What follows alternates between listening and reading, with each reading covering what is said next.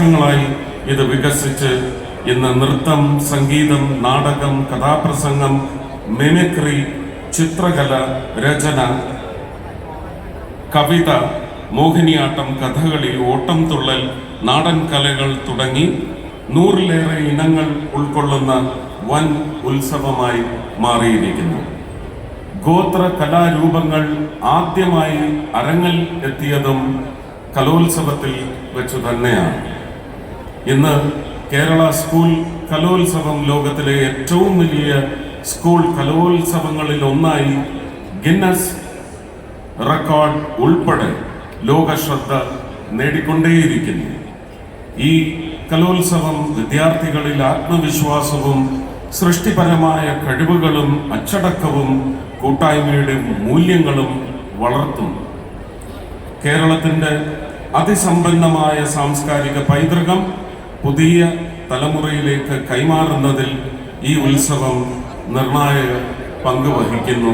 അതിൻ്റെ ഭാഗമായി ഇന്ന് ഈ ഉദ്ഘാടന വേദിയിൽ നിങ്ങളോടൊപ്പം ഹൃദയം കൊണ്ട് തന്നെ പങ്കുചേരാൻ കഴിയുന്നതിലുള്ള സന്തോഷം അറിയിച്ചുകൊണ്ട് എല്ലാ ഭാവുകങ്ങളും കുഞ്ഞുങ്ങൾക്കും അവരുടെ സ്വപ്നങ്ങൾക്കും നേർന്നുകൊണ്ട് വിജയം, ഇവിടെ ബഹുമാന്യനായ മുഖ്യമന്ത്രി സൂചിപ്പിച്ചതുപോലെ, വിജയം ആരുടെയും പരാജയത്തിന്മേൽ അല്ല എന്ന് പറയുന്ന നിശ്ചയം നിങ്ങൾ കുഞ്ഞുങ്ങൾക്ക് തീർച്ചയായിട്ടും ഉണ്ടാവണം. വിജയങ്ങൾ പ്രഖ്യാപിക്കപ്പെടുമ്പോൾ കണ്ണീര് ഇറ്റു വീഴാം, പക്ഷെ അത് ആനന്ദാശ്രുക്കളായിരിക്കണം. അത് ലഭിക്കാത്തതിൻ്റെ പേരിൽ സങ്കട കണ്ണീരായി ഒരിക്കലും ഒഴുക്കരുത് എന്ന് പറയുന്ന ഒരു വലിയ ജ്യേഷ്ഠൻ്റെ, ഒരു വലിയ അച്ഛൻ്റെ, അമ്മാവൻ്റെ ഒക്കെ സ്ഥാനത്ത് നിന്നുകൊണ്ട് ഏറ്റവും അപ്പീലുകൾ കുറഞ്ഞ ജനോത്സവ മേളയായി ഇതിനെ ഉയർത്തണേ എന്ന് ഞാൻ വിദ്യാർത്ഥിനി സമൂഹത്തോടും അധ്യാപകരോടും ഗുരുക്കന്മാരോടും അഭ്യർത്ഥിക്കുകയാണ്. മറ്റ് രാഷ്ട്രീയപരമായ പരാമർശങ്ങൾക്ക് ഇതിൻ്റെ ഒരു ഗരിമ, ഇതിൻ്റെ ഒരു അന്തസ്സ് നിലനിർത്തുന്നതിന് വേണ്ടി മറുപടി പറയാൻ വേണ്ടി ഞാൻ ഇവിടെ മുതിരുന്നില്ല. പക്ഷെ അതിനൊക്കെ വ്യക്തമായ ജനങ്ങൾക്കറിയുന്ന മറുപടിയുണ്ട്.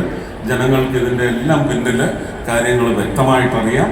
അത് കൂടുതൽ രമ്യതയിൽ തന്നെ പോകണമെന്നാണ്. പക്ഷേ സത്യം ജനങ്ങളെ അറിയിച്ചുകൊണ്ടുള്ള രമ്യതയിൽ പോകണം.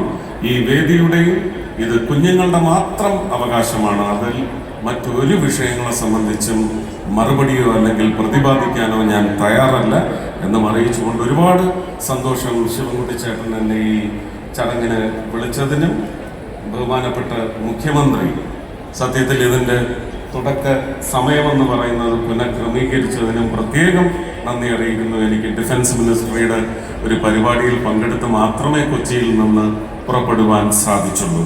അതിന് ആദ്യം തന്നെ ക്ഷമാപണം അറിയിച്ചുകൊണ്ട് ഒരിക്കൽ കൂടി നന്മ മാത്രം വിളയട്ടെ, നന്മ മാത്രം വിരിയട്ടെ. എല്ലാവർക്കും എൻ്റെ സ്നേഹം, നന്ദി, നമസ്കാരം.